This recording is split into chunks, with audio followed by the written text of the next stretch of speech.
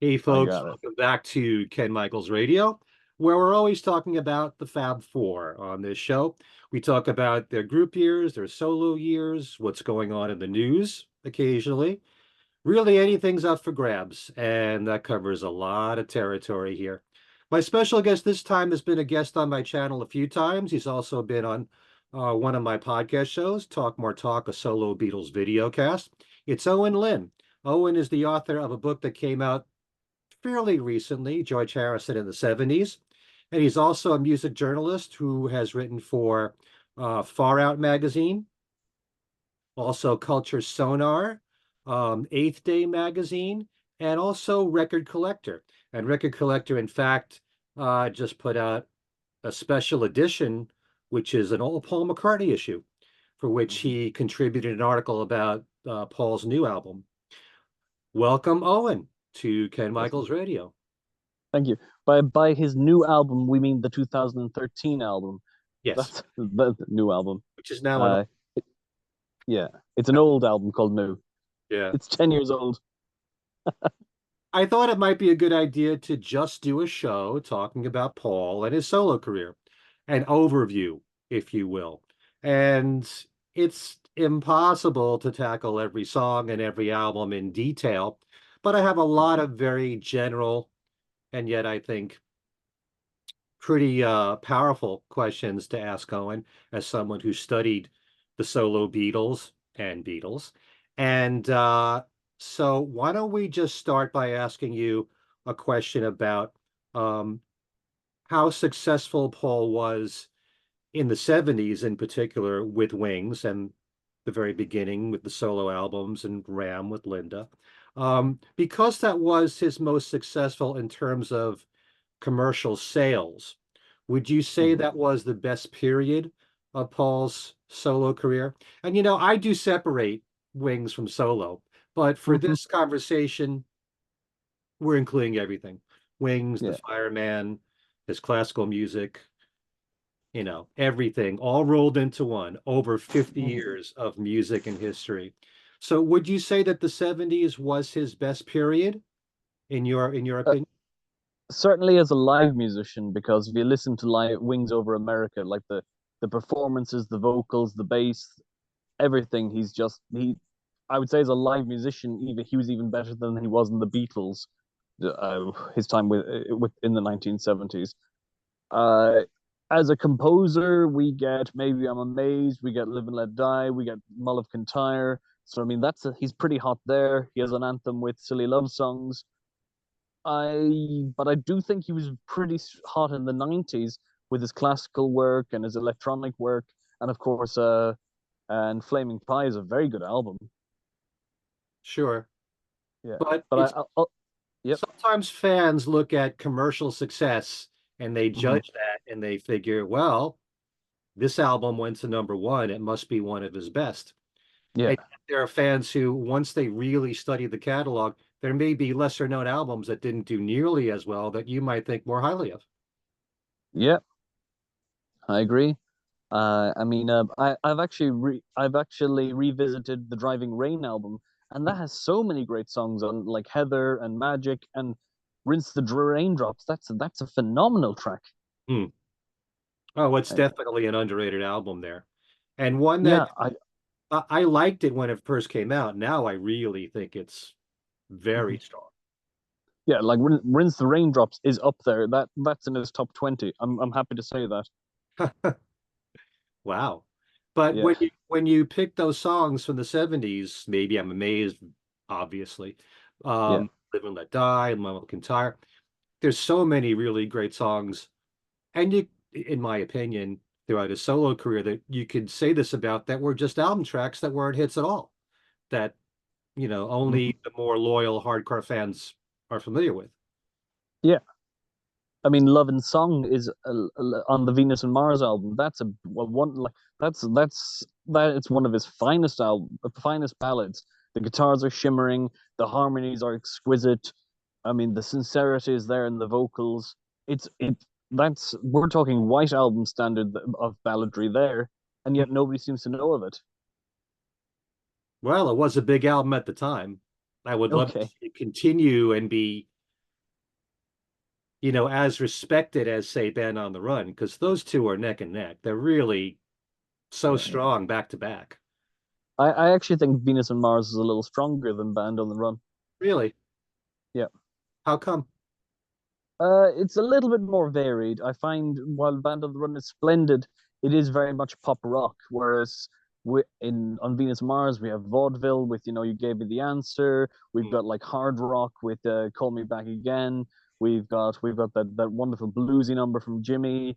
We've got a beautiful ballad in the style of Love and Song. We also have that cheeky number at the end with the theme tune to Crossroads and Lonely Old People. That's a lovely piano ballad. I mean, it's a wonderful mixture of kind of like rock and balladry, and with some pop thrown in. Whereas Band on the Run seems to be predominantly just pop rock.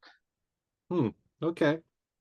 Yeah, Treat Her Gently, Lonely Old People is a gorgeous ballad, Wonderful. sure.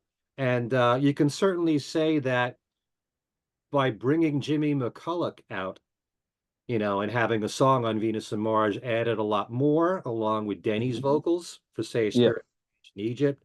It's Mhm. gradually becoming more and more of a band and recognizing that as such, because you're highlighting these other people, and then even more so on Speed of Sound. So, Mhm. Yeah. Although Speed of Sound, I don't think the songwriting's up to the same standard of the other two albums. hmm, Although it did have Silly Love Songs, which is a fantastic track, and Let Him In is very very clever. hmm. Oh, Mhm. Beware My Love is outstanding, I think. I think that worked better live. I don't. I'm not too hot on the studio version. Hmm, Yeah. okay. I like both. But Yeah. overall, you wouldn't say the 70s was his strongest period? Would you say the 90s, since you decided that was stronger? No, I would say the 90s is a close second. I would still go with the 70s. I Okay. think I think I think he really came back to form. While I do like his 80s stuff, in the UK there was this feeling that he'd just become this, jumper wearing 40-year-old weird uncle that people tolerated. Whereas in the 90s, he comes back with some fantastic, like the Flaming Pie album was, you Britpop guys like a Blur and Oasis, you ain't got nothing on me. I mean, you really can't top Calico Skies or Some Days or Young Boy. I mean, Young Boy is Britpop with a capital B. Hmm. Uh, mhm. And yeah, no, I mean and of course he did the Liverpool Oratorio, and he had the Fireman projects, so he was keeping busy. Oh, he's the one thing you can never accuse Paul McCartney of is being lazy. Yes, I think Mark Lewison has said his favorite McCartney album is Flaming Pie. Okay. Well, I can understand, Yeah, the praise that that album has gotten through the years, because there's a lot of McCartney fans that prefer if he was more true to his earlier sound, yeah, something, I like to use the word organic for people who hmm, love, say, McCartney and Ram, yeah, and then even the pre-Band on the Run stuff. But yeah, to have that kind of a sound, not to be too polished, yeah, not to be too influenced by the producer who's working with you, yeah, to be closer to what made you famous to begin with. To yeah. hear Calico Skies, Mm, that would have fit on the White Album. That would be a classic today if it was on the White Album, because more people would know yeah, such an amazing song. yeah. Some, It is a phenomenal track. yeah, Some Days is amazing. But Yeah, yeah, so would you say that Paul's solo career from 1970 through today has been a consistent ride, or was it lots of peaks and valleys? I'd say there was lots of peaks. I mean, it's easier to judge the even in the Beatles. I mean, it wasn't always peak after peak. I mean, the Beatles for Sale album is quite patchy, and Let It Be is quite a weak album to finish off on. But I know, I can see the An eyebrows. album that has Let It Be and The Long and Winding Road and Two of Us and I've Got a Feeling and One After 909 and Across the Universe is not a weak album by any stretch of the imagination. It's It's just weak by their standards, better, but but yeah. yeah. I I think well, you can't. I don't think it's fair to judge the reviews of the time. I mean, I've had lots of conversations with Adrian Sinclair, who's written McCartney: A Legacy, and Hmm. the reviews at the time. Like, I mean, they really went after Ram and Wildlife, and they're two very fine albums. Right. I think Red Rose Speedway, the compromise. I think the critical lambasting was deserved because it's a weak single album. It was a much better double album. I agree with Henry McCulloch that he shouldn't have cut off some of the rockers. It's a bit too dippy and soft in the way it is. Hmm. But but then he came back pretty strongly with Band on the Run, and and commercially, his powers were intact from then on. Okay. Yeah. It's just that sometimes, like Red Rose Speedway is an album that I always loved and I love even more now. And Hmm. yeah, if you're always going to make that comparison that it should have been a double album, and I agree because you'd have a lot more variety and a lot more Yeah. edge. And you would have songs on there like Denny's song. I would Yeah. only I would be in there, and you'd get Yeah. Eastside Woman, or uh Yeah. you get Linda in there too, and um certain songs that they were doing early on, you can tell have they sound as much as I love the studio recordings, they really work well as live recordings. Um, yeah, so yeah, I agree that it should have been a double album, but for any album to have Little Lamb Dragonfly on it, it makes it an essential album to me in Paul McCartney's catalog. Yeah. Right thing. Yeah. I, I don't think there's one McCartney album where there isn't at least one standout track where your mouth drops to the floor. I yeah. I mean, and there's not at least one moment where you go, "Oh my God, that's the song." Even George Harrison wasn't a massive fan of the London Town album, but he thought "I'm Carrying" was a gorgeous tune, and it is. Oh, I agree. Sometimes I'm baffled, because George also said that he liked That Would Be Something, which to me, I like the vibe of the song, Mhm. you know. I love the fact that he plays all the instruments. I love the Yeah, fact that the bass is all hot, and something yeah, like that. And I love the sound of his voice and everything. But as a composition, it's like, why don't we do it in the road? It's just a couple of lines and that's it. yeah. So, That would be something. That would be something. yeah. I Yeah, love the overall performance of it. I'm just saying as a composition, it wasn't much, you know. yeah. I know. But he's an impressive vocal smith. I mean, I only found out recently that on the song "Check My Machine," he literally sang that live over the backing track.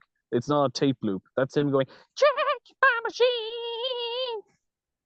You didn't know that was him all I along? knew it was him. I thought it was he recorded it once. I didn't realize it was him doing it again and again and again and again. Okay. Yeah, No, he's displayed some of the most amazing vocals in pop music. And I don't think he gets nearly the credit that he deserves for that. he's a phenomenal singer. Yeah, Yeah, well, that's a show to itself. yeah. But do you find that when Paul makes a great album, like Bad on the Run, or we just said Venus and Mars, you like even more, is it difficult for him to sustain that and then follow it with another great album, or does he always dip down? I think there is inevitably a bit of a dip. I mean, I mean, an example is Speed of Sound, Mm, which is admirable, but it's not up to it doesn't have that same. It's very low key. I think he needed a change of direction, which he did on the London Town album, which was much more pastoral and acoustic and mm. almost English sounding. It's very much a return to their roots with tracks like Cafe on the Left Bank and Deliver Your Children. So it's away from that kind of American stadium rock. Okay. Yeah. There isn't really the kind of variety on London Town Mhm. that you admired about Venus and Mars. Yeah, I agree. I mean, famous groupies. I love the title track on London Town, and I mean that is one of his most underrated ballads. I mean, people love to chastise him for his lyrics. Often that's deserved, but the lyrics on London Town like are very pictorial, and it's about people coming in and out and sharing an existence together, and it is very, very good. Yeah, well, I agree totally. Um, do Yeah. you agree with the philosophy that some fans have? Sorry, that Paul was lost in the middle of the 80s and that it took him to record Flowers in the Dirt. No, I don't agree with that. Pudding. I I don't subscribe to that theory because I mean, having interviewed Eric Stewart, I think there's a lot going on the Press to Play album. I'm not keen on the production. I'm also not keen on the production on New, which I wrote a piece on for Record Collector. It's a very good album, the New, but I think he wanted it to be hip and contemporary sounding, which it didn't need to be. Songs like Save Us sounded much better live than they did on the album. But yeah, no, he's doing a lot of interesting stuff I mean, uh, Pretty Little Head. I mean, I can't compare that to any track in the universe. It's just it doesn't start, it doesn't begin, it doesn't end, it doesn't have a chorus, but it still sounds magical. I mean, if Lennon had released something like Pretty Little Head, people would say, yeah, that's the avant-gardist who wrote I Am the Walrus. I Right. don't know why Paul doesn't get the credit for that track. Well, I do happen to feel that, and it's not for me to be critical of Paul Yeah. at certain things in his career, but I think that he tends to view how well his albums do. If they don't sell well, then he Mm, kind of like what he did with Back to the Egg. yeah. So since Press to Play didn't perform as well on the charts that as he would have wanted, he'll never do anything from that album live. Stupid. Yeah, I mean Stranglehold would work really well live. Yeah. Or Footprints. Footprints would work really well with his vocals today. I mean, I could just imagine old white blanket riding the day with that slightly more gravelly 8-year-old. Uh, I was on something about the Beatles, and Robert Rodriguez made the exact same point you did on the show I guested on. Yeah. And I said to him, I find that a weird philosophy. A piece that's very close to my heart that I've written is a piece I wrote for the AV Club where I compared The Crown to The Godfather. I thought that was going to just explode all over the internet, and it really didn't. It disappeared after like 2 days. But I still think it's one of my best pieces of writing. I tip my hat at myself for being out for comparing the two disparate shows and showing how they're very alike. So in a way, Mm-hmm. I was asking the question, Sorry. maybe I wasn't, but there are some fans who don't really like when Paul tries to sound modern. Very often, and this goes, hey, you can even say using Chris Thomas on Back to the Egg when he was a hot producer at the time. He Yeah. tends to do that. I mean, when the 80s started after McCartney 2 came out, he went to the tried and true George Martin. Mm, He had a comfort zone there. Maybe he needed that after John died, you know? But probably. after that, he was picking a lot of the producers of the time that were really hot, like Hugh Padgham and Yeah. Phil Ramone, okay? Yeah. David Foster, Yeah. Bob Clearmountain, Yeah. all these people, Jeff Lynne, somewhat on Flaming Pie. And then he continues to do that, Nigel Godrich. Yeah. So do you prefer it when Paul embraces the new sounds? Or would you rather that he stay true to the original sounds when he first came out with the Beatles and the 70s? Because, that's what a lot of fans complain about with Press to Play. It's too, Yeah. I mean, obviously you got songs like Footprints and Only Love Remains, that's more traditional McCartney. But then Yeah. you've got Press and Pretty Little Head, which you love. Yeah. And yet I that, love Pretty Little Head. but there you got a lot of that 80s production. So, Yeah. you know, which do you prefer? Would you rather that he keep on exploring and trying different sounds and trying to sound modern with the producers of the time, or would you rather that he went to back, his old ways, you know? Uh, well, it depends on the producer. I mean, you mentioned now Nigel Godrich. Godrich was excellent because he said from the beginning, "We're not having fun. I don't want your band. We're not going to be mates. We're making an album. If I don't think a song is good enough, it's not going on the album." And a lot of producers don't have the courage to say that to McCartney. Right. And I mean, what we got in Chaos and Creation was something very confessional. It was, it was, it looked at certain points. It hinted at the failing of his marriage. It peered into his childhood with English Tea. Right. And we got some great rock tracks out of it. It was the best McCartney album in a while. I think it's his best work of the 21st century, Chaos and Creation. And I I think I okay. Yeah. I think yeah, I'd say McCartney 3 is a close second, but I think Chaos and Creation. What we could have just had another pop rock album from McCartney. We had someone who was brave enough to say, "No, we're here to work. You're Sir Paul McCartney. We need something that will live up to your name." And I think more producers need to have that courage to say to him, "These songs aren't good enough." That's interesting. And then you notice after Chaos and Creation, he didn't work with Nigel Godrich again. I So know, but I suspect it's because Godrich got too much credit for the album, and he didn't like that. you think that's the reason? Probably because in like all the trendy mags in the UK, they credited Godrich for for being brave for doing what I just said, and Uh-huh. for saying, "Oh, you've got the you." And McCartney rightly thought, "Well, I wrote the songs, so it's my album." Yet Paul certainly doesn't mind. I know the long history he had with George Martin. George Martin would be strong enough to say you could do better than this. Yes, yes, but you'll notice it's when his critical standing is quite low, he would return to George Martin. So I don't think his critical standing, while McCartney 2 is one of my favorite McCartney albums, it might be my favorite. It didn't get good reviews in 1980. It got some pretty scathing reviews.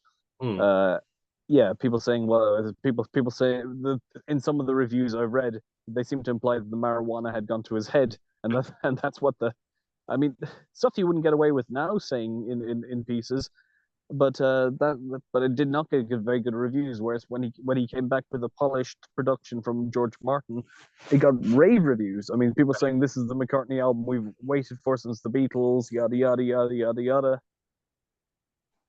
See, that's what I like to emphasize a lot in the shows that I do is that there's no final word on anything.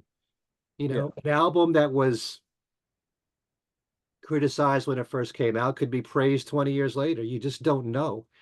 yeah, And I think that there are so many people now that really like the DIY albums of Paul. hmm yeah, And just from what you've been saying so far in this interview, you're tending to prefer when Paul produces himself or is closer yeah, to sound rather than having a producer that has too much of an influence. Although Nigel Godrich had an influence, but it was more of a pure sound of Paul's. It wasn't, like we've said, polished, you yeah, know? It was more closer to what the first McCartney album would be like, or Ram, or something like that. yeah. Although Ram had some moments when there was a lot of production behind it, but maybe closer to the first McCartney album. Or Mhm. what? And like you said, you like McCartney 3. Yeah, I like McCartney 3 a lot. Ironically, the track I don't like is the one that shouldn't have been on the McCartney 3 album because it was a band track. Uh, uh, it was a big heavy metal number. I'm The first song on sliding. side 2. Yeah, sliding. That track, I thought that track was awful, Huh. but the rest of it I thought was very good. So when it comes to press to play, do you prefer the earlier version that Eric Stewart was working on? Um, Or Hugh I, Padgham took more control over the production with Paul?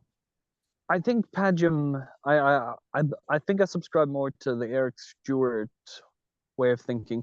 But it's interesting. I interviewed Miles Copeland, who of course was Sting's manager, and Yeah. he had a same complaint. He had a similar complaint that Eric Stewart had, which was that Padgham could make things sound very good, but he couldn't suggest where a song should go. And Miles Copeland told me, Padgham said to me, "How will I tell Sting to improve his songs?" And Copeland said, "That's your job." Yeah, well, that's a tough thing to do when you're dealing with Paul McCartney. It's as Yeah, Paul said, how many number one hits have you had? yeah, true. But Would have the judgment of what works and what doesn't, you would think. But yes, but even he would agree that he's human and he can make mistakes. yes. But I mean, Hugh Padgham has said in several interviews when he worked with Genesis that it was it was very clearly they knew what they wanted, and he just laid it down on tape that he would have preferred if they'd done more proggy stuff. That he, but he, but it, the band themselves had said no, they wanted to go in this art rock direction. Although Right. Padgham gets a huge amount of the blame with casual fans saying, "Oh, because of Hugh Padgham, Genesis turned from prog to pop." Hmm. It's like as if Tony Banks of all people would listen to any producer. Well, so that's a very good point that you make there. When it comes to the production side, he's giving the Yeah, artist what he wants, but he doesn't interfere with the compositions. yeah, yeah, yeah. Interesting. There's something to that. I think some of I actually on the Press to Play album, I think the co-writes with Eric Stewart are largely excellent, but the Hmm. ones he McCartney wrote by himself, like Press or Talk More Talk. Sorry guys, I don't think those songs are very good. As long as you say it's a great podcast show, Talk More Talk. I'll Yeah, yeah, that's very good. And yeah, thank you guys for having me on. Kit was a great host. oh. There's four co-hosts.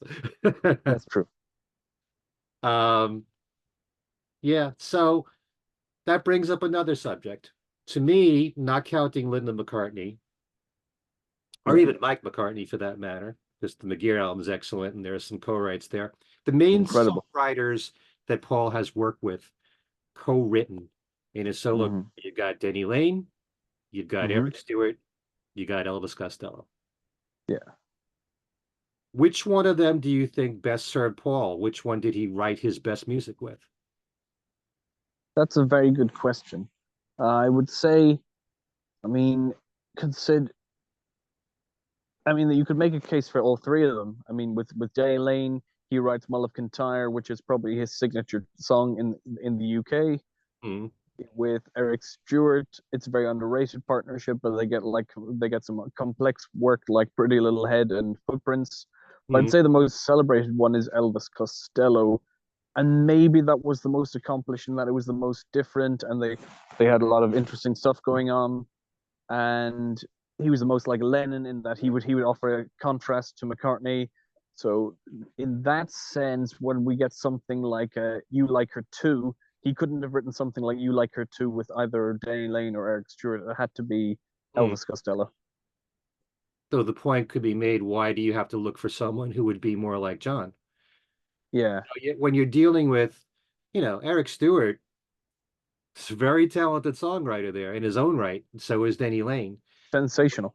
And I'd give anything for Paul to really sit down and try and make a full album with Stevie Wonder. You're dealing with, you know, some of the best songwriters that are out there. And Yeah, so Paul doesn't have to look for someone that did exactly what John did for him. yeah, I agree. There's I a- think one of the most interesting songwriters he's worked with is Kanye West. I mean, how different a collaborator can you get with that? And they did some amazing stuff together. Oh, so I say that I you yeah, like that material, like 4 or 5 yeah. seconds? I mean, 4 or 5 seconds is one of the best tracks of the last 15 years. Hmm. Yeah, Just wish I would have heard Paul sing on it, a little bit. yeah. I did. Yeah, I mean, I also admire Kanye having the balls to say said he indirectly compared himself to Lennon by saying, "Remember the last time someone brought darkness to his work," which was a bit of a bold mood. Yeah, well, I get fairly excited whenever I hear Paul is writing with anybody that he's never written with before. Or, like I said, if he would do a lot of material with Stevie Wonder instead of those few songs that he did. And there was only one song where they wrote together. What's that you're doing? But Is that the only one? well, Ebony and Ivory was all Paul. Yeah. What's that you're doing? What baby did you do to me? It's a That's a great good track. funky track. That just came out of a jam that the two of them were doing. Yeah. Oh, it's a phenomenal track. Oh, I know. Yeah. Stevie Wonder is one of the greatest geniuses we've ever had, as far as I'm concerned. And Yeah. the two of them, they had such admiration for each other. You just wonder why, no pun intended, why they never made a whole album together. They really should have. Yeah, I know, but I think McCartney. I know that Elvis Costello had intended to make a full album with McCartney, and it didn't work out that way. Costello walked off with half the songs, and McCartney walked off with half the songs. I don't think McCartney can work on that one-to-one level with someone. Hmm. That's true. And even when he does collaborate with somebody else, it's a few songs usually. Like with the Denny Laine stuff was spread out over a whole decade.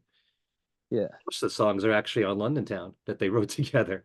Yes. Which is Uh, why I made sure that when I interviewed Denny Laine 5 years ago, that I mentioned the London Town album.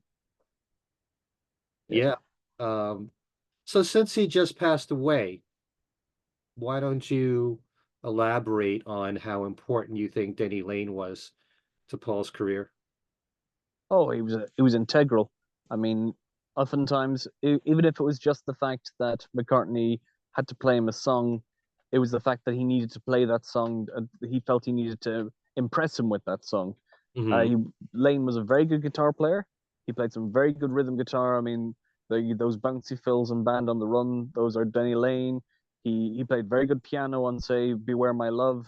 His harmony vocals were stunning. If Mm, you, I mean, all you needed was the harmony vocals of Lane and Linda McCartney, and you knew you were listening to Wings. yeah. And uh, as a lyricist, he had a slightly different philosophy, a more ragged, almost gypsy-like philosophy that he brought to McCartney's music.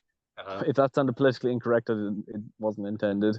Uh, I mean, songs like Again and Again and Again or Time to Hide, they're all about, escaping materialism for a more spiritual life.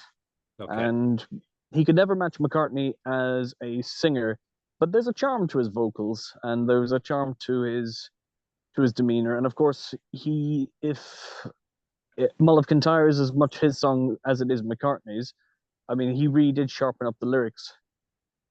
But what, In the book, yeah. in Well, his book, Norman Souness actually says if says quite a lot of the time the best lyrics on Wings were Lane's.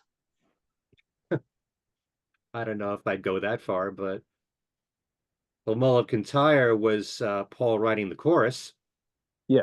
song. Well, Lane was very gentlemanly to say that straight up in the interview. He said McCartney came with me. He had the chorus intact. So he Right. said, but but the verses are the two of them, and we do get all these imagery of like Heather and sweet through the heather, like deer in the glen, all that kind of stuff. I Yeah. don't think McCartney could have written that by himself. I think he needed that little extra push. Even if he had the chords and even if he had the melody, I Mm. think the lyrics he needed Lane's input. And to me, he just added so much to the group. And Oh like yeah, the harmonies of Paul and Denny, that's the signature sound of Wings right there. I mean, you yeah, mentioned love songs. That's a very important part of the song or the yeah. harmonies. How can I tell you about my loved one? That kind of stuff. And Time to Hide is I think, one of the best Wings Yeah. songs. And Yeah. Don't Let It Bring You Down is a favorite of mine. Uh, Yes. And I think it's fine. I think I said it in my tribute to Lane that "Deliver Your Children" was his finest hour.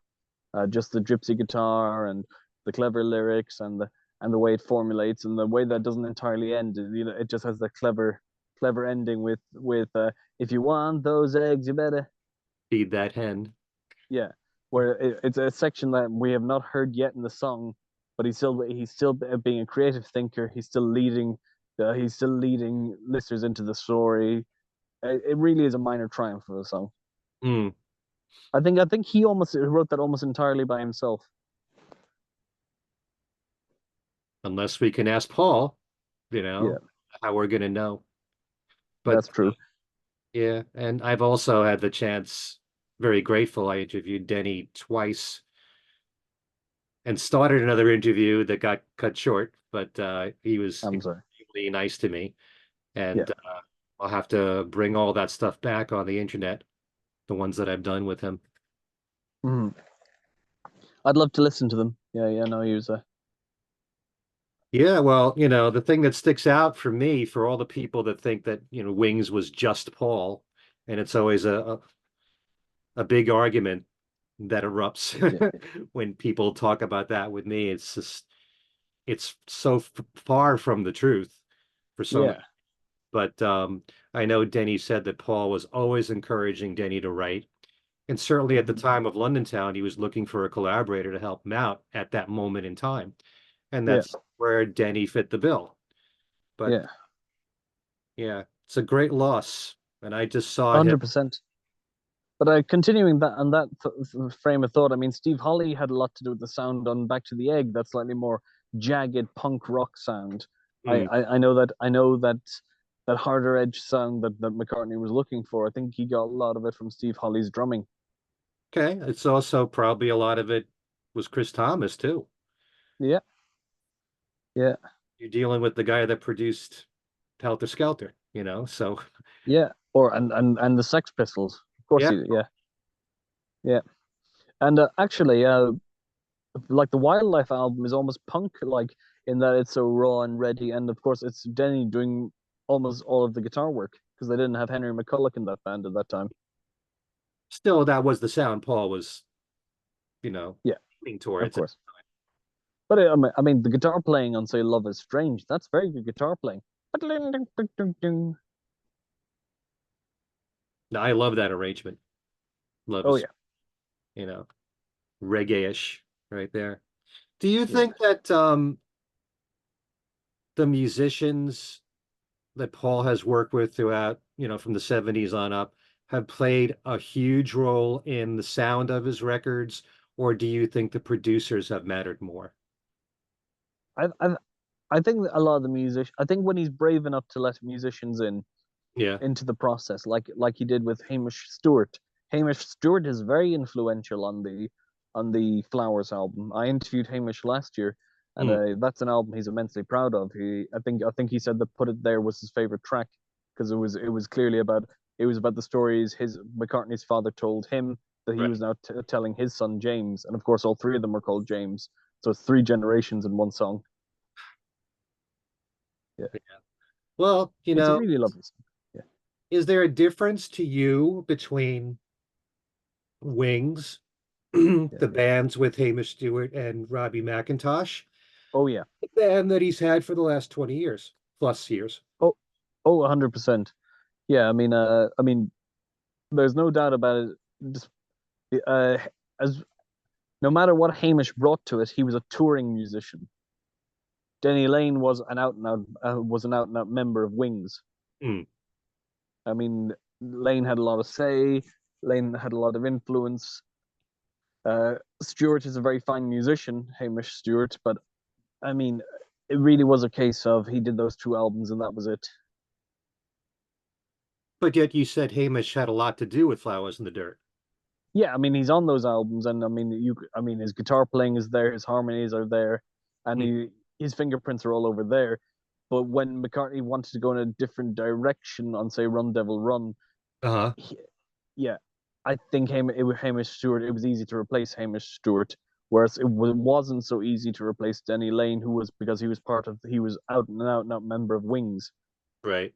I mean, Wings is there on every album, and the variety of albums. Wings don't get the credit for the variety of albums. We go from like I mean, from like from a raw, rollicking album like Wildlife. We've got thunderous stadium rock with Venus and Mars. We're back to more like English pop with London Town, and then it's like punk rock with Back to the Egg. They kept changing with every album. Yeah, well, that's part of why I'm fascinated by this man's music. You don't really Yeah, know what direction he's going to go in. He could yeah, go back to his roots and the sound that made him, the star that he became in the 60s and 70s. He could, go with the producer that's hot at the moment that might have uh, a strong influence on the albums that he works on with them. yeah. It's I like yeah, Greg Kurstin. That's another yeah, one that he was hot at the time with Adele. yeah, Mick Ronson, Mark yeah, Ronson, sorry. Those people, um, it's like we go back to that conversation about, do you prefer Paul when he's more himself in the old style? A yeah, lot of people, when it came to new, their favorite song is Early Days. That's the old Paul there doing acoustic, yeah. being very, very personal. Yeah, that's actually that. If I were to rank that album, that song would rank fairly low for me. Really, There's a yeah. Uh, there's another song on the album. The name of the song escapes me. I put it in the piece, but on my way to work, I right, saw a great big bus. right. That's about like getting on the bus in Liverpool. That's a much better track. I don't know. I like both, but I would think Early Days because he's making a Yeah. powerful statement in that song Yes. about family. Uh, I think they know more, about his history than he does. yes. Is that song about Mark Lewison, do you think? Well, it was supposed to have been the result of this girl who he met, I think, on the beach. And he was telling the girl some story about something that happened in the early days of the Beatles. And the girl said, no, that's not how it happened. So Oh, it's like she was correcting him. It's like, I was there, that's why he yeah. wrote that song. You think it's about Mark Lewis? Because Mark Lewis, Maybe not, but but that line, like, I mean, but now and then people think they know better, or whatever that line is. It's a uh, bit pointed, and the fact of the matter is, New came out around the same time as Tune In came out, so it can't have escaped McCartney's mind. I don't know. I mean, I've interviewed Mark a few times, and I think I know him really well. He's the Okay. last person on earth that would ever say he knows more about the Beatles than Paul or any of them. Oh yeah, Yeah, 100% to know. he's actually quite humble. I know I've met him twice. He's a very nice guy. Yeah, extremely nice. So Yeah, if Paul wrote that about him, he'd be wrong. yeah. Plus, they still seem to have a good relationship. I heard this on a podcast it's been an open secret for a while. But Lewison was offered first refusal to write the liner notes for the Flaming Pie reissue. Huh. Well, then they must have patched things up by then. Yeah. So Lewison said this on a podcast. So I mean, I'd heard this from someone else, but since it's out in the open, I can say that on air. Oh, okay. Yeah. But yeah, the producers, do you wish, because it's a little confusing. I'm trying to understand your taste here because you like Yeah. the wild and wacky Pretty Little Head. You probably like Check My Machine. I I know do. from the review you wrote about New, you like a track like Road. Yeah, From I do. you like the very experimental, and at the same time, how much should the producer play a part in someone like Paul's music? How much do you give the artist the freedom? Because Yeah. he is, arguably, he's certainly one of the greatest artists we've ever had, songwriters. Some Yeah. think he is the greatest, so you gotta realize he knows a lot about music and he's known what's worked and what's worked for his own music. Yeah. How much leeway do you give a producer with someone like him? That's a very good question. Uh, I mean, I think that the two best examples are George Martin and Nigel Godrich, because I mean, you can't argue with, say, A Tug of War and The Chaos and Creation. Hmm. When McCartney, when he's at the height of his powers, like when he's certain of a project, like he went into Band of the Run, it didn't matter that two of the band members had quit, he still knew he was going to record a great album. When Hmm. he's got that level of confidence, it's he can produce it himself. When he's at a moment of critical doubt, then I think he needs a producer to help guide him and to. I mean, for example, another good collaboration was Run Devil Run, where McCartney had suffered the greatest loss of his life with the loss of Linda. Hmm. He needed someone like Chris Thomas to say, "Okay, two takes, we got it, we got it, we have the sound." He needs that Right. confidence, he needs that comfort, because at that moment in time, he wasn't able to give it to himself. What makes you think at the time of Band on the Run that Paul had the confidence? Because of the previous successes with, well, Red Rose Speedway in the Yeah, US was a #1 album. Lila was #1. Live and Let Die was a #2 hit. It's become a classic.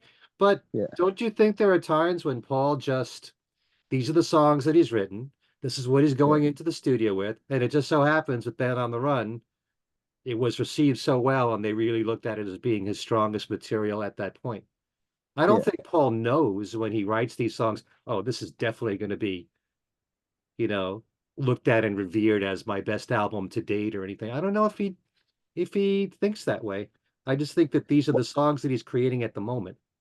Yeah, but he was definitely on a bit on a riding on a high. I mean, he'd written "My Love," which was a classic. I mean, that's one of the greatest power ballads. Mm, It was one of the best power pop ballads of all time.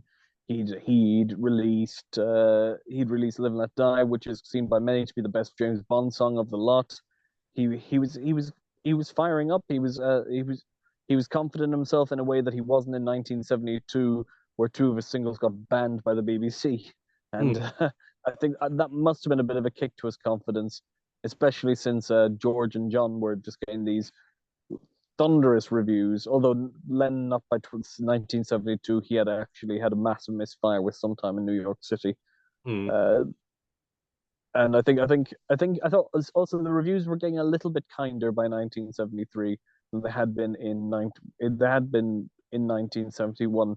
I mean, how an album like Ram could get the critical kicking it got surprises me. But that must have been a real, knock to his confidence when you've written such a lush, beautiful album. It's every bit the successor to Abbey Road. It's very much in that vein of beautifully detailed and ornate, and it gets a kicking where 18 months earlier with Abbey Road people couldn't praise you high enough. Yeah. That must have knocked his confidence a bit, which might explain why he went a different direction with Wildlife, where he went from like ornate and beautiful to just, okay, three takes, we got it. Interesting. So you think all these different directions that Paul took was more a sign of his lack of confidence, not knowing, which way to go? I mean, in terms of Sometimes, commercial success, he had it. In terms of critical success, no. yeah, I know. It's odd that so many artists get upset by the reviews. I mean, but uh, but there is an interview where McCartney is asked, "Are you upset by these criticisms by Lennon?" He said, "I'm always hurt by criticisms, especially when they come from John Lennon." But like, I mean, he's much more sensitive than a lot of people realize. Hmm. That if John Lennon doesn't like his album, it genuinely upsets him. Here's a question that once in a rare moment I bring up because, and it's difficult to play armchair psychologist, but I know that several times, well, actually, there's two instances I can think of where Paul looked back at the people that he wrote with and he said, let's face it, Denny Laine is not John Lennon. Eric Stewart is not John Lennon. And at the time when he said this, there was a book called Off the Record where he was interviewed. And I don't remember if he mentioned Elvis Costello at the same time. But Yeah. in the back of his mind, maybe he just thinks, I'll never write with anyone as great as John Lennon. Oh, 100% he thinks that. I mean, That's very sad in a way it because is a bit, but you have to remember Lennon is the person, he was the 16-year-old fairground hero. He was the one who, excited him when he was 14. He got to write all these great songs with Lennon. I mean, it is a shame because I don't think Lennon would have held McCartney with the same level of esteem. He would never have said, "Oh, Yoko, she's no Paul." He just moved on from the Beatles, and he was keen on. It is a pity that McCartney knocks himself. hmm, But Peter Doggett says that Peter Doggett once wrote that when Lennon announced he wanted a divorce, McCartney was heartbroken. He never recovered from it. well, it's like it's been said, nobody enjoyed being a Beatle more than Paul McCartney. And Probably. just think when you're dealing with someone who you not only wrote songs with, but you had a close friendship with from your teenage years on, Yeah, that's a very powerful presence in your yeah, life. You know, there's some things that the Beatles know about their relationships and what they experienced that even with a million Beatle books, yeah. we're never going to know. Exactly. Um, I, I I was a little surprised with McCartney and Linda in that 1984 interview they gave with Playboy, where Linda said none of the musicians in Wings were good enough to play with Paul. I'm like, Jenny Sywell is a jazz drummer extraordinaire. Jimmy yeah. McCulloch is quite possibly the greatest guitar player that is a far superior guitar player to George Harrison. I mean, how could you say that? Uh, wow. Um, Okay, okay, a far superior rock guitar player. it depends on what you're talking about. I mean, they have different styles there, but when it comes to delivering a solo that gets you right in the heart, Yeah. you know, it's nothing better than the solo in something. Okay, yeah, You that's know, true. when it comes to slide guitar work, a lot of Yeah. George's work is fantastic. It's a Yes, once you hear it, you know it's George Harrison, you for know? sure. But Uh, then again, even in the Get Back documentary, George Harrison himself says Eric Clapton was much better at coming up with improvising solos than he was. oh yeah, and I certainly believe that to be the case, but I Yeah. still think that George, a lot of the parts that he came up with on Beatles songs, which you tend to overlook because you Mhm. get so wrapped up in the song and the lyrics and the melody, and you don't hear everything going on in the background. It's Yeah. like now I'm feeling like there's more of an appreciation for what Ringo brought in the drumming of the Beatles, partly because Yeah. it's been mixed up. People can hear what he's doing and how integral a part it played in those recordings. They need to pay a little bit of attention of some of what George is doing in the background when they're not solos too, because Yeah. those are really important parts of the song. For the viewers at home, I mean, I've written a book about George. I adore him as a singer songwriter. I'm simply talking about as like a soloist, as a guitar soloist. I don't think George Harrison was in the echelon of say a Jeff Beck and a Jimmy Page, whereas Jimmy McCulloch was up there with those guys. There's different ways of rating musicians. Yes. And one of the things that I like to say about the Beatles in general is that, I a good musician plays his instrument well. A great Yeah. musician plays his instrument well in a way where it complements everybody else. Yes. And the Beatles were exceptional in that category. Yes. There are people who can improvise much better than George, who can probably on a dime play lines on the bass that are very inventive, whereas Paul has to think about it a lot and Yeah. he'll come up with great lines. But, Yeah. how do you measure greatness? The Beatles knew what to give on each other's songs when they played. Yes. Yeah. And, I still think they complimented all the other musicians on their solo works. They worked Yeah. with fantastic musicians in their solo careers. So I understand you just explained what you meant Yeah. about I know. that with Gene McCulloch, but there's different ways of rating musicians. Yeah. I agree. I agree. I mean, yeah. Uh, yeah. So Next since question.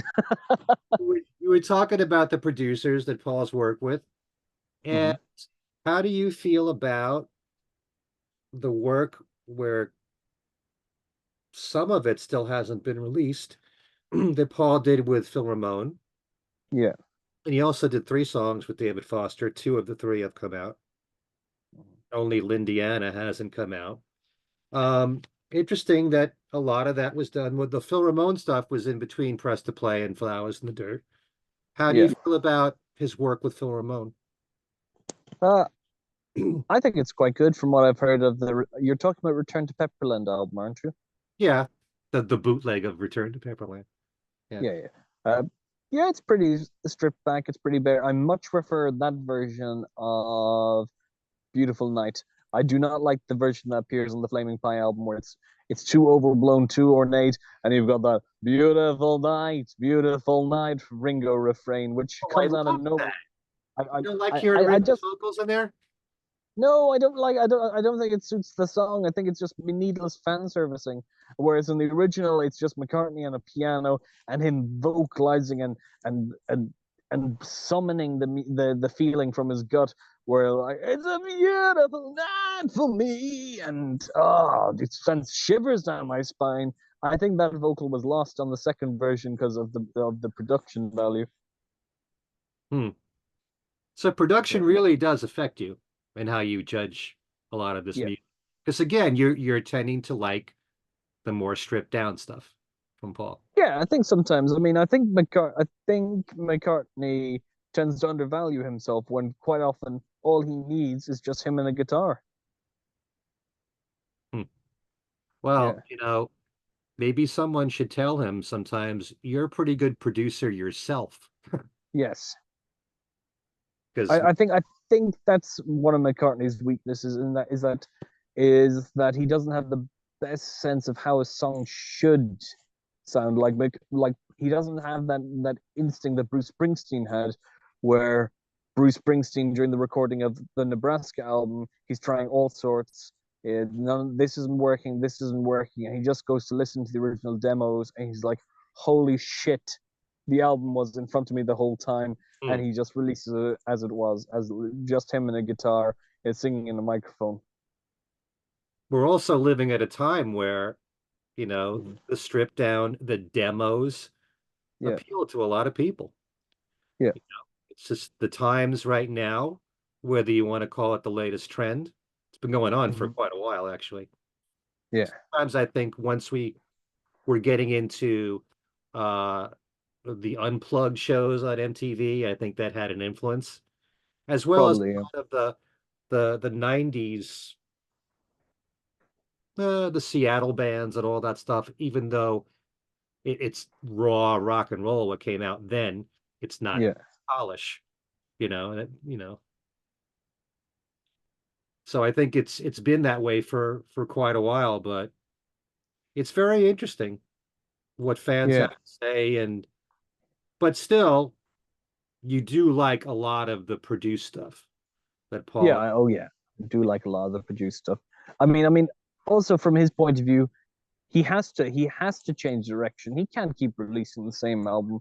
He can't just like although he released McCartney 2 is not a sequel to McCartney. It sounds completely different. Yeah. It's not just another homespun album made in Scotland. He's using the toys of the era. You have to keep evolving, keep going forward. And I think the worst thing you can say about McCartney is it's a noble failure. I mean, you might say the press to play is a noble failure. I'd like to think of it as more of a noble failure than a bad album because I think where it's good, it's some of the best stuff of his career on press to play.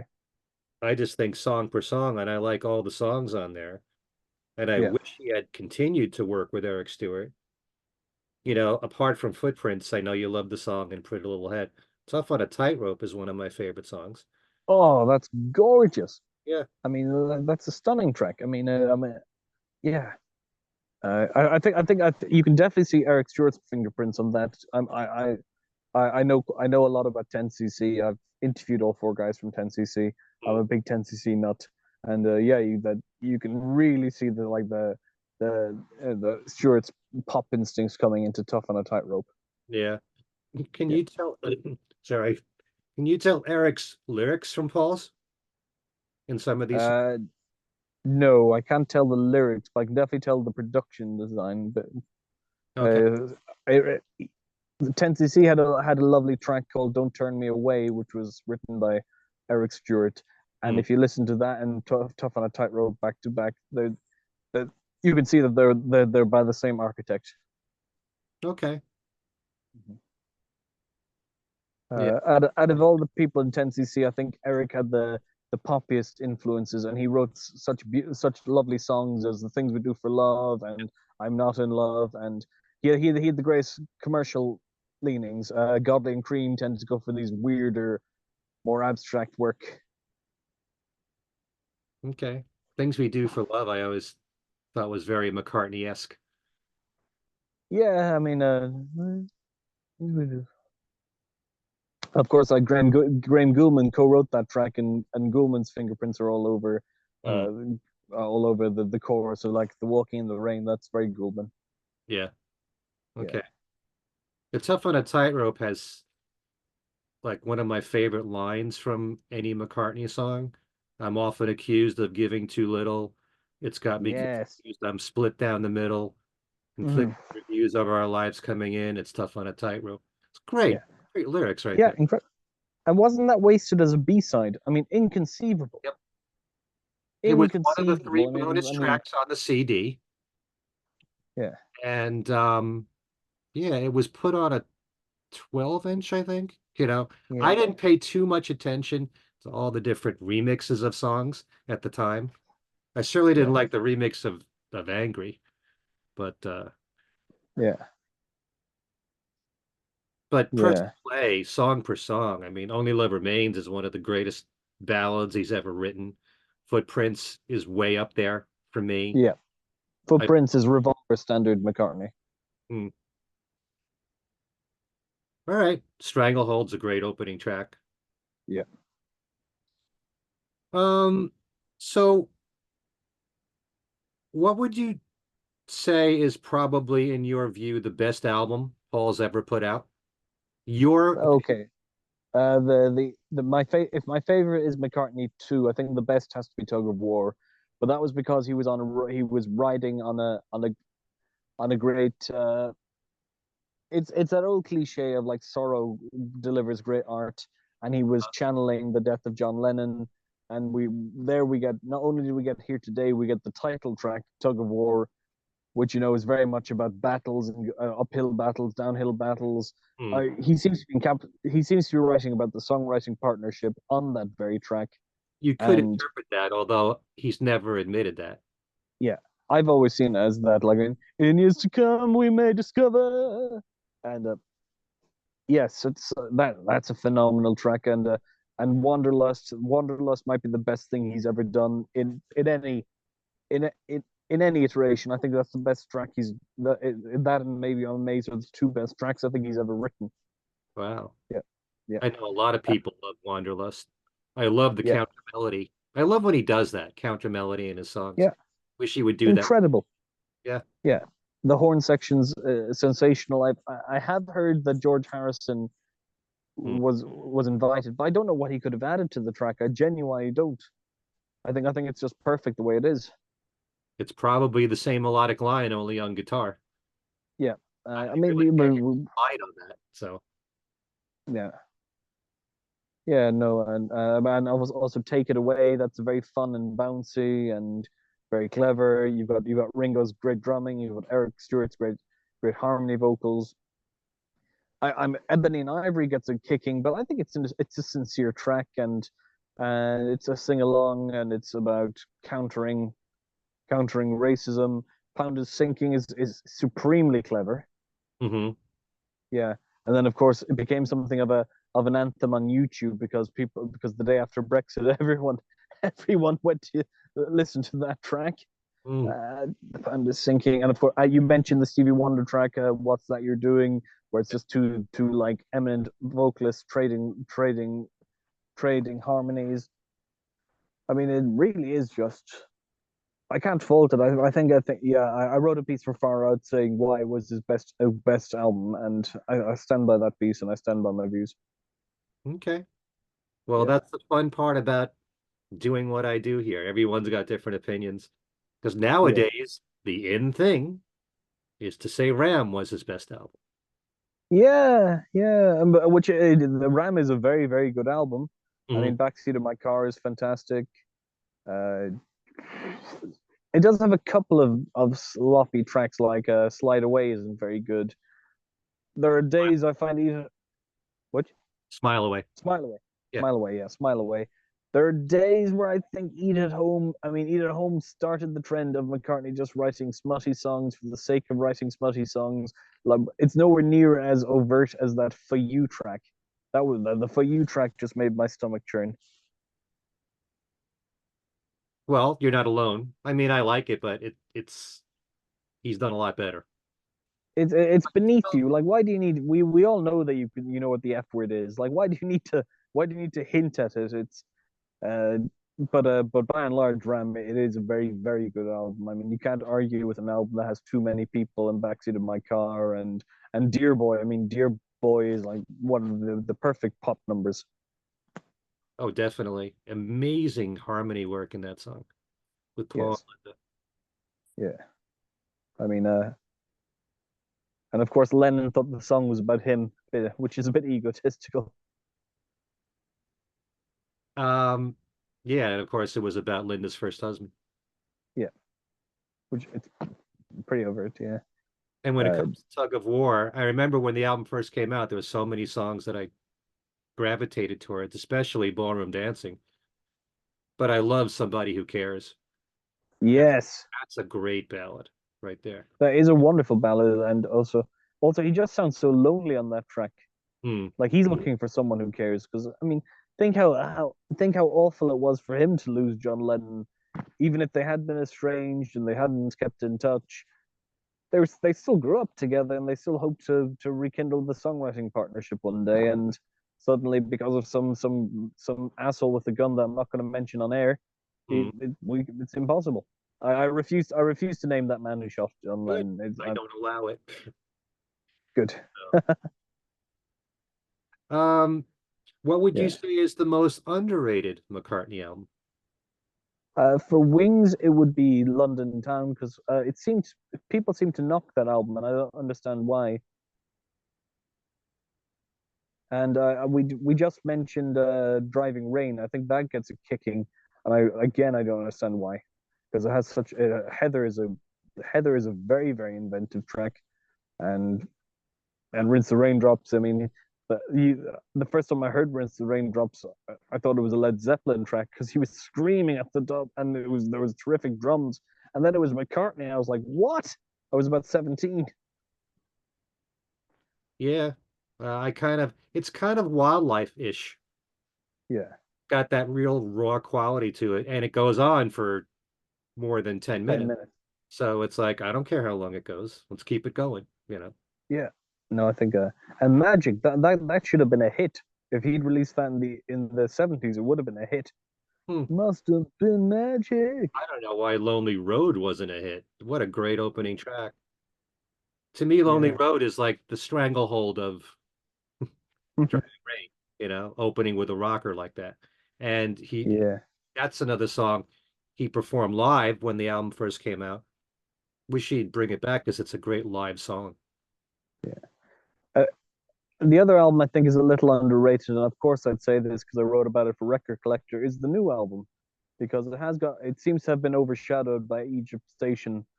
But I mean, I'd take this over Egypt Station any day of the week. I mean, it's more reflective, it's more interesting, it's more diverse, it's more expressive. It takes more creative risks. Hmm. In some ways, I agree with you. A song like I Don't Know, I Yeah, think is very reflective. I think Dominoes is. That, Domino's is okay. I mean, it's I'd have to say I'm sorry. I was disappointed with Egypt Station. I think it's a very weak album. I'm sorry. okay. There's only maybe one like back in Brazil is okay, Yeah, but the that's rest great. of the album I love Do It Now. Yeah. Come On to Me worked very well live, just didn't work that well in the studio. Hmm. I like both. Okay. But anyway, it's interesting your choices there. I definitely agree about Driving Rain though. Yeah. Driving Rain and Press to Play are the two most underrated to me. Yeah. Because I see on on Facebook stuff, a lot of people say Driving Rain is his worst album. I really don't get that. Hmm. Yeah. Maybe that'll change over time. Yeah. Today I think Egypt Station is his worst album. I think it's a very poor album. Okay, well, you're entitled to your opinion. Yeah, true. I think McCartney's best work of the latter 21st century is the work he did behind the scenes as a songwriter and as a producer, like say on with the stuff he did with Rihanna and Kanye West. Yeah, I like it, but I don't know necessarily why why you would rate that as among the best. Well, it was very hip, very modern. It had a different perspective, great guitar playing. It had his style, it had Kanye's style. It was the melding of two styles in a Hmm. way that was almost Beatlesque. I think that had a lot to do with, and of course he did a very good. He played great drums on the Foo Fighters Oh yeah, with the Foo. you Yeah. mean cut me some slack? No, he recorded on a Foo Fighter Oh, track right, where right, they. right. The album a few years ago. Yeah. Yeah, yeah. Which, considering there were two drummers in that band, that's quite the compliment. I wish he'd do a lot more drumming, and I wish he would drum live, you know? Yeah, He doesn't do that because the only time I can think of is when he played on Ain't No Sunshine on Unplugged. He he got played drums behind, on that. he drummed then, and Hamish Stewart sang lead. Okay, yeah. And you should check that out again. The Unplugged album, it was seen by many to be a return to form. Hmm. That was a great show. Yeah, I mean, How about best songs from Paul best Solo? songs. And pick you can pick some hits, but try to pick songs that weren't hits or maybe lesser known that you would rate among the best. Well, I mean, Wanderlust wasn't a hit. No, I know. Yeah, Like I early, mean, you mentioned Live and Let Die, and maybe I'm amazed. yeah, yeah, Wanderlust. So, I mean, my favorite track on the Red Road Speedway, barring My Love, is One More Kiss. That's a nice country-esque rocker. It's Hmm. quite sincere. Only one more kiss, the mean touch. It's got a nice bluesy line to it. Great guitar playing from Henry McCulloch, and yeah, that's one that he should play live a bit more. I This is a very controversial opinion, but I think Bluebird is a better track than Blackbird. That's a very controversial statement right Yeah, there. I know. But I can't stand that clawing arpeggio on Blackbird. It doesn't help that when I was in secondary school, anyone playing guitar, that seemed to be the first riff they'd pick up. So I hear people going ding, ding, ding, ding, ding, ding, ding, ding, ding, ding, and that was enough to turn you off that hook for life. But I mean, I prefer I prefer other covers to of Blackbird to the original. But I like Bluebird. It's very sexy. It's very suave. It's very swaggery. It really should be used in a film. I said this to Sam Wiles in one episode we did. That you should see it in a montage sometime where the man and the woman are having a drink and they're staring at each other and they're taking each other's clothes off. You could just hear Bluebird, Bluebird, Bluebird, and by that point the two have entered the bedroom and they're mid coitus and like normally we get Dusty Springfield, the look of love, and I think that's become a bit hackneyed at this point. Okay, well, maybe word will get to Paul about your thoughts about Bluebird, and it'll be used in a film that way. Maybe, yeah. He hasn't been used in that many soundtracks. The only one I can think of is Jerry Maguire, which is a terrible film, which used Mama Miss America. A lot of people would argue about Jerry Maguire there. That was a very successful film for one. I know. But Well, there, you made my point. Haha. you've got um well, it didn't do well. Father's Day. I don't Father's know that one. Day used The World Tonight and Young Boy in it. That was Billy Crystal and Robin Williams. Really? Yeah. I didn't know that. Then there are songs like In the Blink of an Eye, Okay. which I think is a really nice song. One of those little treats that we got as just a Yeah. single when it first came out. That was nominated for an Oscar, wasn't it?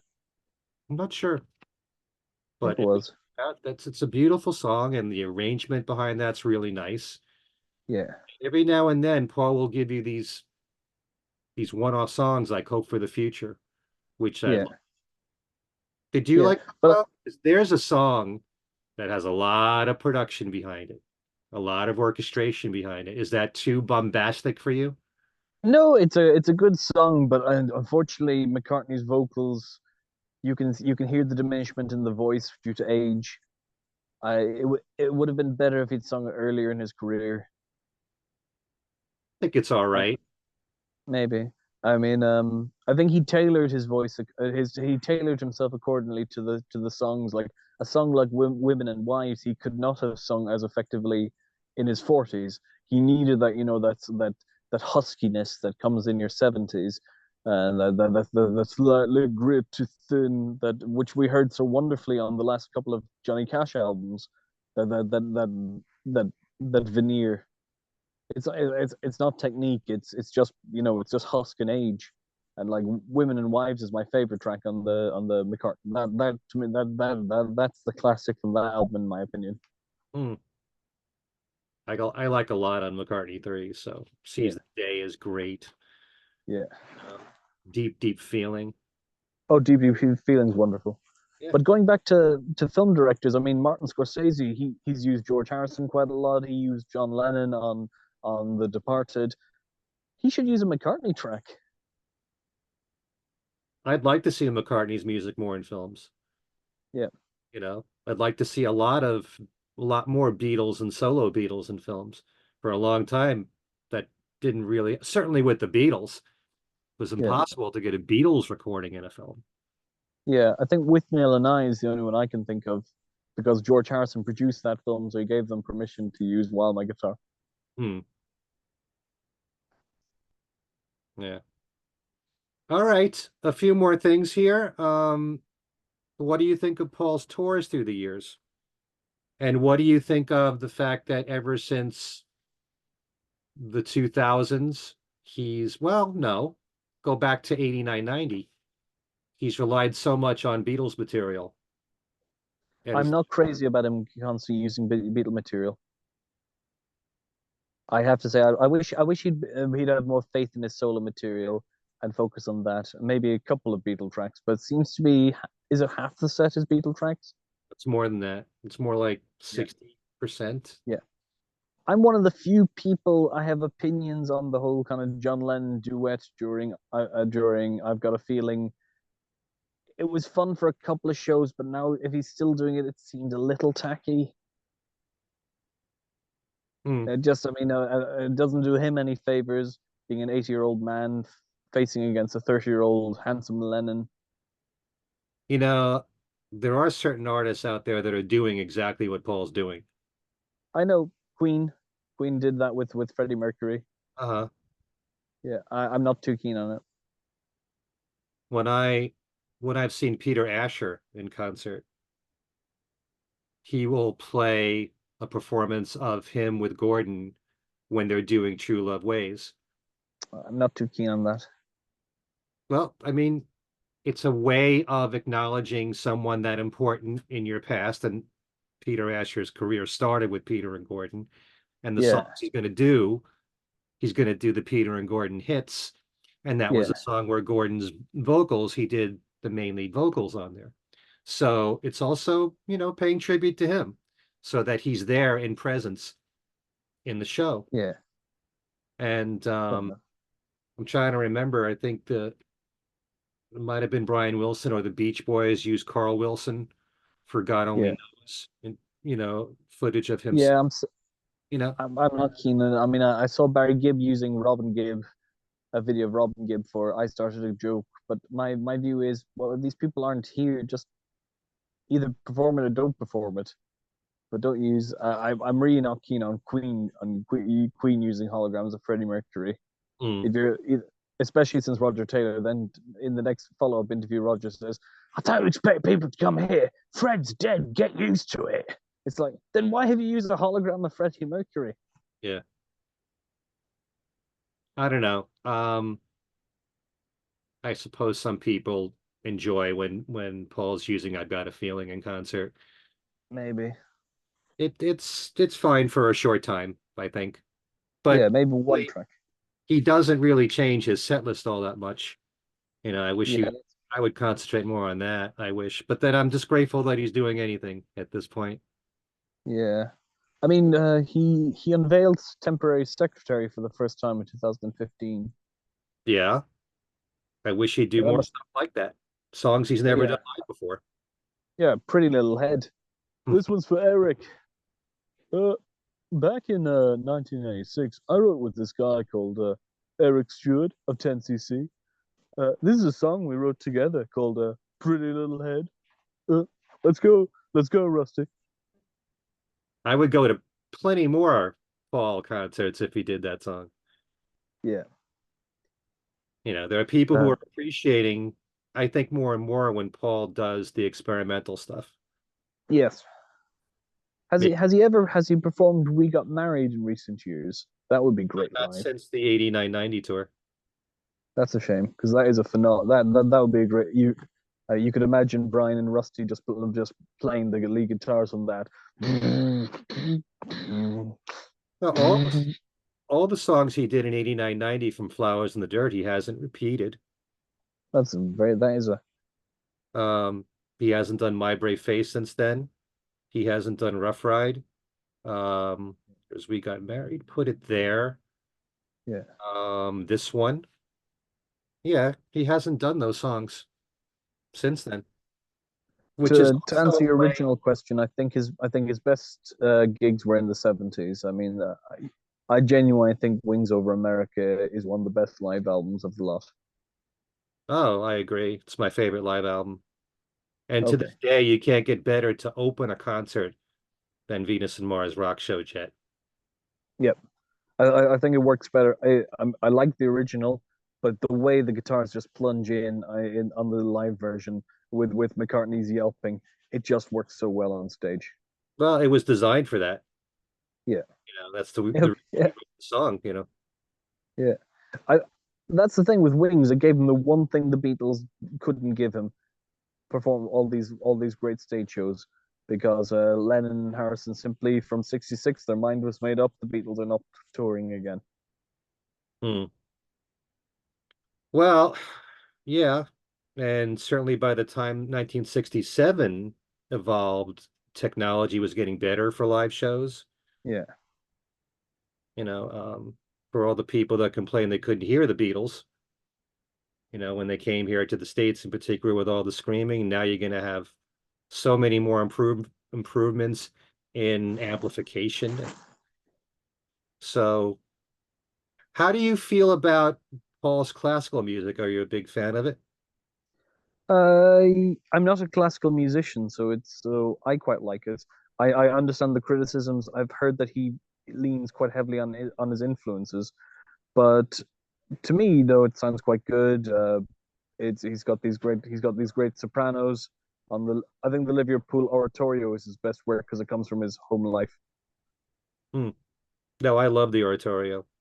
I still need to give Standing Stone more of a chance, but Motor Yeah, Kingdom is very good too.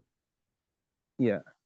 Yes, I think Standing Stone. I think the he leans a little heavily on Rachmaninoff. Is it that people have said?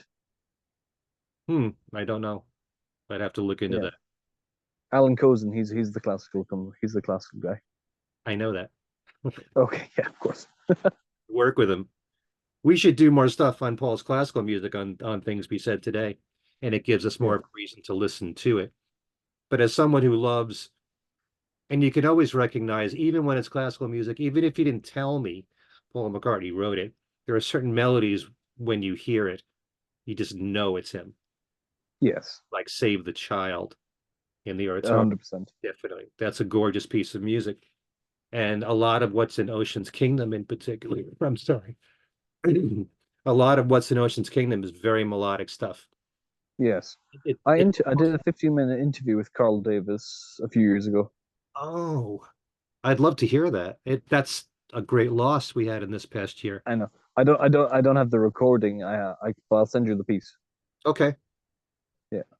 Um, yeah. I listened to my interview with Eric Stewart recently. I was 25 and I sound like a schoolboy. So, Mr. Stewart. I'd love to hear that too. I would really love to interview Eric. Maybe that day will come. Maybe I've heard he gives very few interviews. I think he's basically retired now. Hmm. Yeah.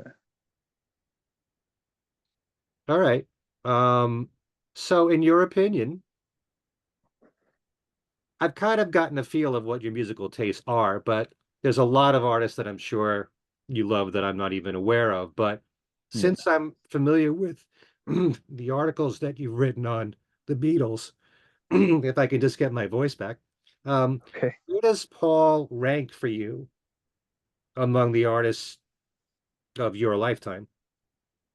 The Oh, 20, he's basically the soundtrack of my life.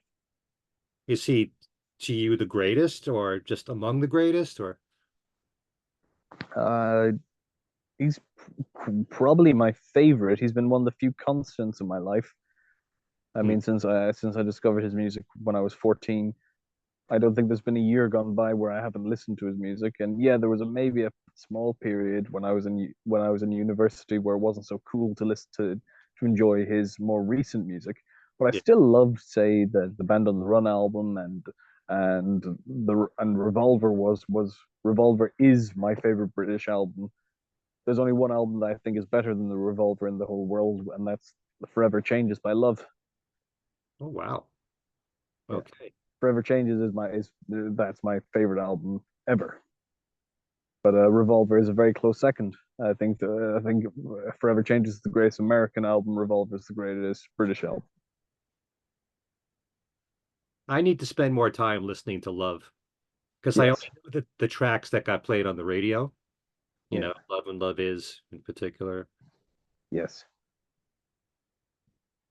Little Red Book. Yeah. Little Red Book. That's Bacharach. By the time they got to Forever Changes, they'd gone the psychedelic direction. Yeah. Yeah. So Paul is number one. Yeah. I mean, as number one solo artist, and I mean, he's so effortlessly inventive. He's incredibly. I think George would be my favorite Beatle as a human, and he seems the most interesting as a human.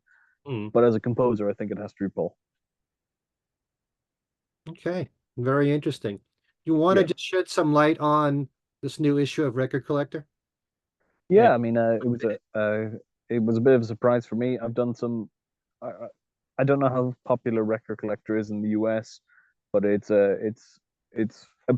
effectively an institution in the UK hmm, in rock journalism, and they they issue magazines based on one artist or one band or whatever. So in 2022, I was asked to contribute to their issues on Genesis and The Fall, both of which were edited by Daryl Easley. I don't know if The Fall are very popular in the US, are they? I don't think so. I've heard of them, but I Okay. don't think they're that big here.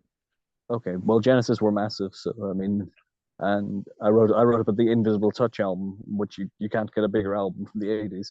Hmm. And on this occasion, I just got an email from Daryl Easley saying, "I'm looking for someone to write about the new album. Would you be interested?" And it took me 2 seconds to write yes in capital letters, Hmm. and and and I just decided to write about how it was a very reflective album and a very introspective album, and the 21st century, it seemed to be about Paul McCartney returning to his roots in a way that he hadn't in the 70s and 80s, probably because he was too busy, Hmm. being living in the moment, being a father, being a pop star, being Yeah, very much a family man still. yeah. You can't I escape that about him. Yeah, I think Flaming Pie is where he starts to look back, probably buoyed on by the anthology. I think that's where he starts to look back at his life. Hmm. Yeah. Also, Linda's cancer had something to do with that as well. You think he's really matured as an artist? Lyrically, yes, 100%. I don't think he would have written something like Early Days or Calico Skies in the 1970s. I think he needed that perspective of weathering the death of a father, seeing some of the people he grew up with in the Beatles pass on. I think he needed that heft and experience. Uh, it's amazing that he's kept so jolly throughout it all. I mean, think of all the people he's lost in his life. Uh, uh, from the what from the Band on the Run cover, it's only him and one other person who survived. Everyone else on that cover is dead. I got to think about who the other one is. I think it's a guy called John Conte. I don't really know Oh too yeah. much about him, but yeah, I mean, everyone else, Christopher Lee, Michael Parkinson, Linda, Denny, Kenny they're all dead. Lynch. Yeah, Very sad there. Anyway, and the fact that he can maintains a positive outlook, I mean, it's extraordinary. he must be a strong individual.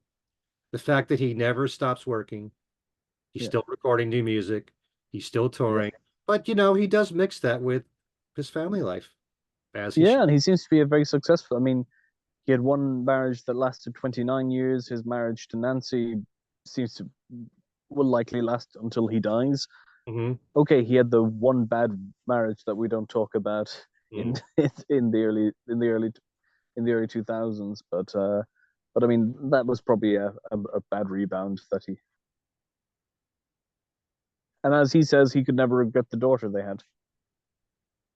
Well, a lot of the songs on Driving Rain, it's Mhm. a lot of people now look at that album as being like songs about Linda, songs about Heather. Yeah, So it's interesting from that perspective. Um, I mean, you yeah. love the Some song people, itself, so yeah. I mean, Heather. I mean, I wrote a piece for Far Out saying that song is proof of his love for Heather. The fact is, he doesn't know what to say about Heather until 2 minutes have passed, and then he see so he's searching for the words through the piano hmm. instrumental passages. I mean, I mean, he was. There's no doubt he was in love with Heather. It just didn't work out. I just look at that song as being a very unique track because it isn't that often that you have a very long introduction. And not only that, by the time you get to the vocals, by the time you get to the verse that he sings, Mhm. he only sings one verse, I Yeah, think, and then it's over. yeah, So the way that it was constructed is very unique to me. yeah. I mean, he's not resting on his laurels. He's been constantly inventive. Hmm. It's just it's remarkable. And I mean, uh, I listened to your interview on I listened to your interview with Luca Perazzi, and he said it himself. Like, I mean, what other artists can you compare to Paul McCartney? You can't. No, in terms of someone who is constantly creating, trying different things, working with different producers, is so musically all over the place. Yeah, To me, he's the most eclectic artist we've ever had. I mean, I can't see him writing an opera, although he's tried all this other stuff in classical music. And Stuart Copeland wrote a couple of operas. what's that? Stuart Copeland of the Police. Oh, okay. Yeah, I'm sure he's very good at that. yeah, But there's a difference in all the classical works that he's done. None of yeah, them sound exactly the same. And then he does the Fireman project, and that's very unique. yeah. And there's so much that he's done. I mean, if all he did was his work in the Beatles, his contribution would be enough. Yeah, I His mean, writing and the bass playing and his musicianship. But then you add everything else he's done in the last 53 years. yeah, It's staggering. I know. Yeah, I Hmm. mean, well, as an Irishman, I think knighthoods are total nonsense. But I mean, but his contributions to the Beatles earned him that knighthood. Well, I'd like to think it's more than just the Beatles. So Mull of Kintyre as well. there's more than Mull of Kintyre too. But I know, I know. song. Uh, I, I, I agree with your philosophy that Wings should be in the Rock and Roll Hall of Fame. Good. Yeah, they should be. If I mean, if the Yardbirds and Cream and Clapton could all get in, why can't McCartney get in by himself? The Beatles and Wings. Well, sometimes I think Paul's to blame for that because he doesn't really give Wings that much credit. He doesn't talk about Wings all that much. He doesn't Yeah, talk about what the other musicians brought to the band. yeah, I like the fact and that he made his statement after Denny passed away. What he said was very nice, but he's hardly ever said anything about the other members of Wings and their contributions to the group. yeah, it's a shame. Yeah, although he is a very good pal. He does have a very good relationship with Denny Sywell. I've interviewed Denny Sywell twice, Oh, and the two of them get on very well. hmm, I know. Denny Yeah, Sywell brought a lot to the band. Sorry, folks. yeah, Um, yeah, I've really come to appreciate his drumming, especially with the remasters that have come out from the early Wings stuff, yeah. Wildlife and Red Rose Speedway. So, yeah, um, He was quite possibly the most accomplished drummer McCartney's ever worked with. I don't even think Ringo would argue with that. well, he did a lot of session work too and worked with so many other different people. Yeah, and a very fine jazz drummer. Yeah, but when you're putting out collections and you're mixing Wings with the solo, you're not Yeah, differentiating one from the other, you know? You put out Wings Greatest and you've got Another Day on there, which technically is not a Wings recording. yeah. He in concert he would make the Wings sign, and when he did Too Many People, he would say, "This is for the Wings fans, not a Wings recording." You know, uh, No. when you Well, mix, it does have Linda and Denny Sywell, so it's kind of a Wings album. it's in name it wasn't. It was Yeah, still, it's part of Ram. But yeah, I don't know if Paul even differentiates, the two. There's so many collections that mix the two of them together, and I yeah, understand why, but to a lot of people, young fans growing up, unless they really study the whole Wings history, yeah, Paul McCartney's been. yeah, They don't know much else. And when you put out a collection spanning your career, like Pure McCartney, and you don't put any Denny Laine songs in there, you know, yeah, except Mull of Kintyre, but Paul's singing it. Every song is a Paul vocal, you know. yeah. I agree. Uh, When you put out Wingspan, it's all Paul songs, it's all Paul vocals. yeah, I know, I know. It's not establishing the group more as a group. And So of course, in 2016, he said the Wings were terrible. It was misquoted because he meant to say that the early rehearsals were terrible, but of course, all the British newspapers said, "Oh, McCartney admits what we've all been thinking: Wings were terrible." but anyway, he's had the most extraordinary career, and I'm Yeah, always fascinated by anything still that he puts out to this day. And so grateful that he's still out there working and touring. as am I. As am I. And of course, it looks like in 2024 he'll have another album out. I sure hope so. You got to wait 3, 4 years in between albums with him. Actually, Oh, between New and Egypt Station, that was 5 years. yeah, So, but that was a still, long wait. he doesn't owe us anything. He But doesn't know. He certainly does not. yeah, Um, People said that McCartney 3 was his final album. That was a very good way to end it. no way. That's not his final album. He's going to keep working till he can't work anymore. Yeah, he's gonna be like Ridley Scott. I could see him in his 90s making albums because he Yeah, loves doing it. He may not tour by that point. Who knows? It all depends upon what he's capable of doing if he's healthy enough. But yeah, so this has been great, Owen. And yeah. It really thanks has. for coming on. We'll have you on again. Do some more Thank you. Yeah. here. And I'm going to list all the different magazines that, oh, you should do all the talking for me at this point. I apologize. Okay. Yeah. I had this bug for several days. It didn't affect my last interview, though. But anyway, No. thanks for being here. Thanks to all of you for watching. Thanks for all your comments and your insights, Owen. And we'll look forward to seeing you again soon. And to all of you, if you can, if you haven't subscribed to the channel, please do. Um, and we'll see you soon. We'll see you Yep. next time.